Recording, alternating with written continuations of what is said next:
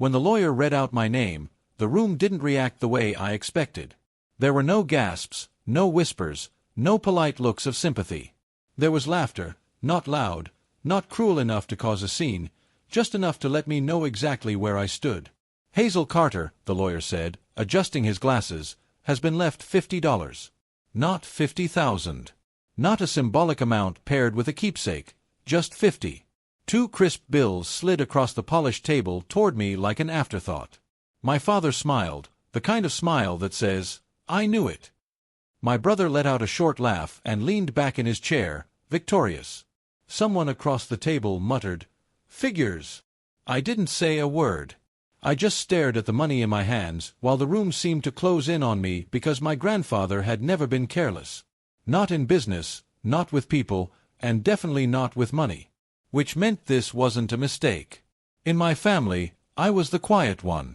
Not the disappointment, just the one no one worried about, the one who didn't demand attention, the one who didn't fight for space.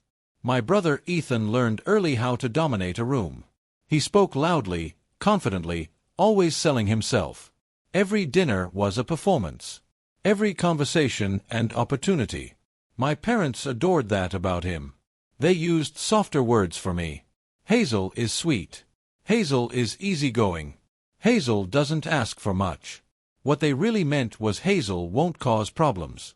My grandfather, William Carter, was the only person who seemed to notice the difference.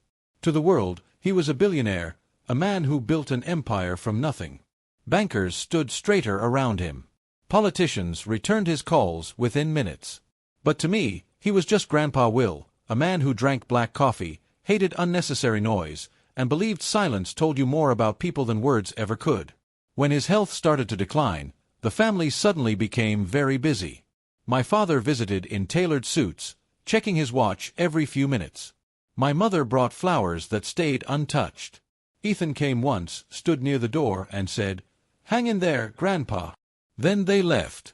I stayed, not because I thought it would earn me anything. Not because I expected gratitude. I stayed because someone should. I adjusted his pillows when his breathing grew shallow. I read the newspaper aloud when his eyesight faded.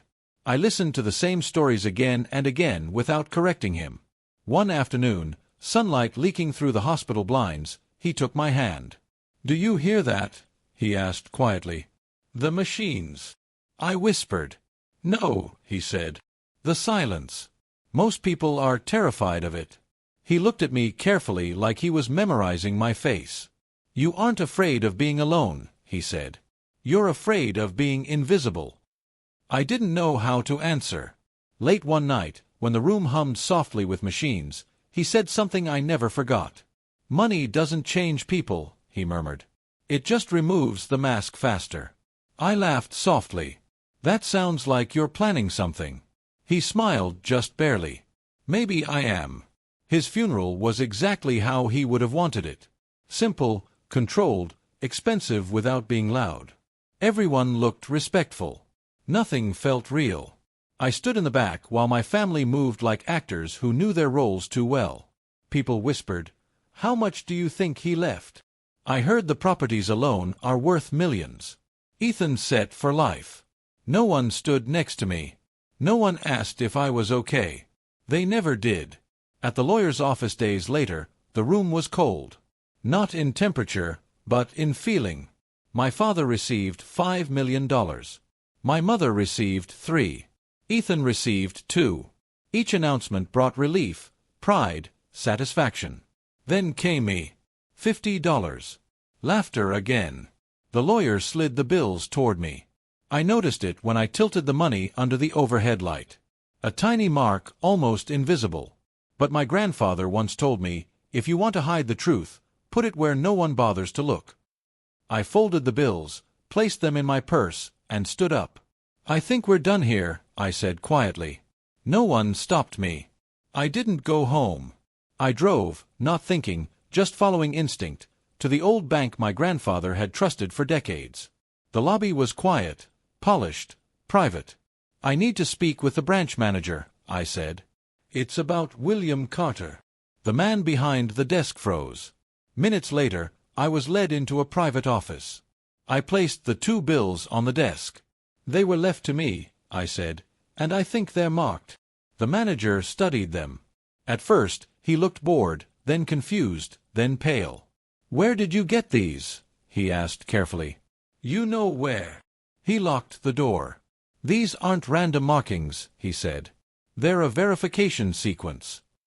My breath caught. "It means," he continued slowly, "your grandfather left something outside the will. Something only the right person would find." He opened a secured vault. Inside were documents, accounts, gold, investments, $32 million, and a letter. "My dear Hazel, if you're reading this, you noticed what others didn't. That already tells me I was right." Tears blurred my vision. "I gave you $50 not because that's what you deserved, but because I needed you to see the truth with your own eyes. Watch who laughs. Watch who stays silent. Watch who reaches for you only when they think you have something. You were the only one who stayed when there was nothing to gain. That's why I trust you. This money isn't a reward. It's protection. Build a life where you never have to beg for respect. And when they come, remember love that depends on money was never love at all. Don't make yourself small again, Grandpa." It took 3 days. Then my phone wouldn't stop ringing. They came to my door, rehearsed concern, thin smiles.